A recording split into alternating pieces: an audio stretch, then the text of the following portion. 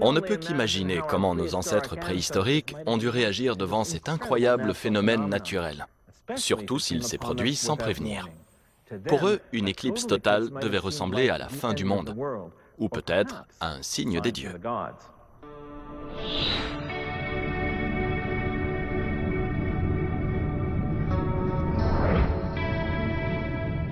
Et pourtant, aussi impressionnante que puisse être une éclipse, il est encore plus impressionnant de savoir que l'homme de l'Antiquité avait compris ce qui les provoquait, mais aussi comment les prévoir.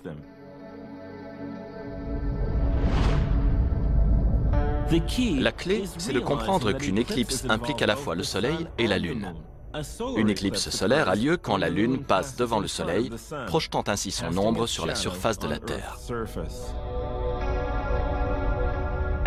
Et quand la Lune se trouve de l'autre côté de son orbite, c'est-à-dire quand elle se trouve dans l'ombre de la Terre, il se produit une éclipse lunaire.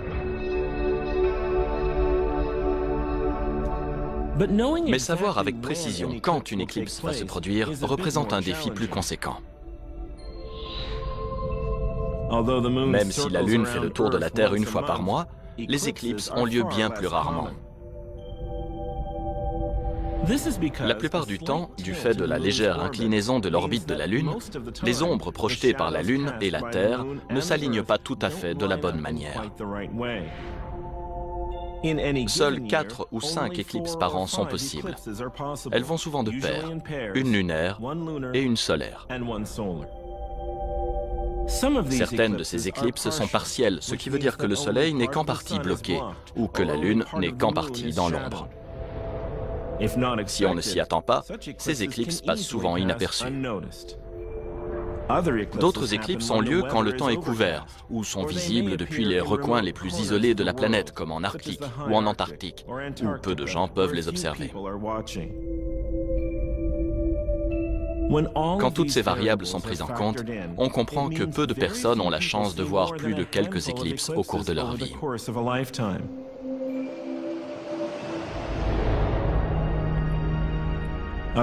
La plupart seront des éclipses de lune.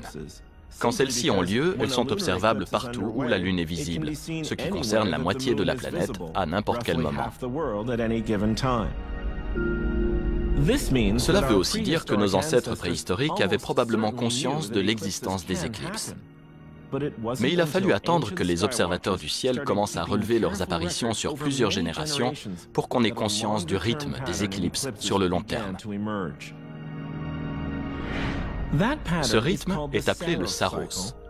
Des astronomes l'ont découvert aux environs de 750 avant Jésus-Christ en Mésopotamie, l'actuel Irak. Ils sont parmi les premiers à remarquer que des éclipses lunaires avec des caractéristiques très similaires semblent se répéter tous les 6585 jours, c'est-à-dire tous les 18 ans environ, une période correspondant à un Saros.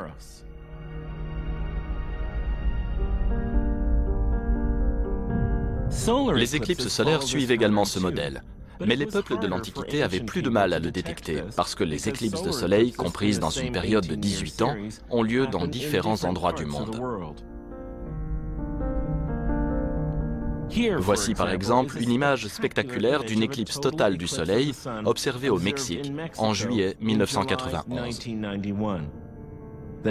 La prochaine éclipse de cette série a eu lieu comme prévu 18 ans plus tard, en juillet 2009. Mais elle était visible en Chine. Il faut 3 Saros, ou environ 54 ans, pour qu'une éclipse de soleil similaire apparaisse à peu près dans la même région du monde. Aujourd'hui, les scientifiques peuvent prédire les lieux et les dates exactes des observations des éclipses, mais ça ne les rend pas moins intéressantes. Au lieu de ça, le mystère des éclipses a fait place à l'anticipation.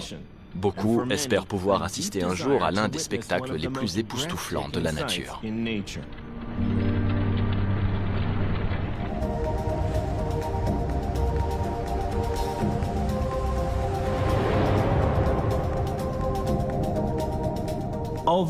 Même si l'apparition d'une éclipse peut être calculée à la seconde près, les observateurs savent que le résultat final réserve toujours des surprises.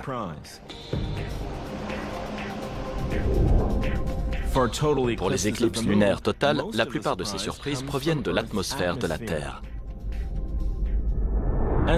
Lors d'une éclipse lunaire, la Lune passe d'abord dans l'ombre extérieure de la Terre, aussi connue sous le nom de pénombre, une zone où seule une portion de la lumière du Soleil ne peut atteindre la Lune. La phase pénombrale de l'éclipse passe presque toujours inaperçue. Plus tard, la Lune pénètre parfois dans la zone d'ombre de la Terre. À ce stade, une éclipse lunaire partielle commence et une partie de la Lune sombre progressivement dans l'obscurité. Mais même si l'éclipse lunaire est totale et que la Lune pénètre entièrement dans l'ombre, elle ne disparaît pas pour autant. Au lieu de ça, une portion de la lumière du Soleil est réfractée ou pliée avant d'atteindre la Lune, au moment où elle traverse l'atmosphère terrestre. La lumière prend une teinte rougeâtre parce que les rayons rouges sont ceux qui traversent le plus facilement l'atmosphère, comme on peut l'observer au coucher du Soleil. Mais la couleur et la luminosité de la Lune éclipsée dépendent de la quantité de lumière solaire qui parvient à passer. Quand l'atmosphère supérieure de la Terre est dégagée, la Lune prend une couleur cuivrée. Quand elle est un peu encombrée, le résultat est une éclipse lunaire pourpre foncé ou même marron. Les éclipses solaires ont également des apparences variées, mais elles s'expliquent le plus souvent par le lieu d'observation. Pour se retrouver au bon endroit au bon moment, il faut souvent s'organiser à l'avance. Lors d'une éclipse de soleil, l'ombre de la Lune recouvre la surface de la Terre. L'éclipse du Soleil sera au moins partielle dans toutes les parties du monde où l'ombre est projetée. Mais pour voir une éclipse totale, il faut se trouver proche du centre de l'ombre de la Lune, dans une zone qui ne fait souvent qu'une centaine de kilomètres de large, selon la latitude. Cette partie centrale de l'ombre est une longue zone fine qu'on appelle la bande de totalité. De chaque côté de cette bande, l'éclipse solaire n'est que partielle. À l'intérieur, les observateurs peuvent profiter du spectacle d'une éclipse totale du Soleil. Se trouver sur la bande de totalité vaut vraiment le coup, parce que c'est le seul endroit où on peut observer les effets les plus théâtraux de l'éclipse solaire. D'ailleurs, une éclipse partielle et une éclipse totale du Soleil sont comme le jour et la nuit.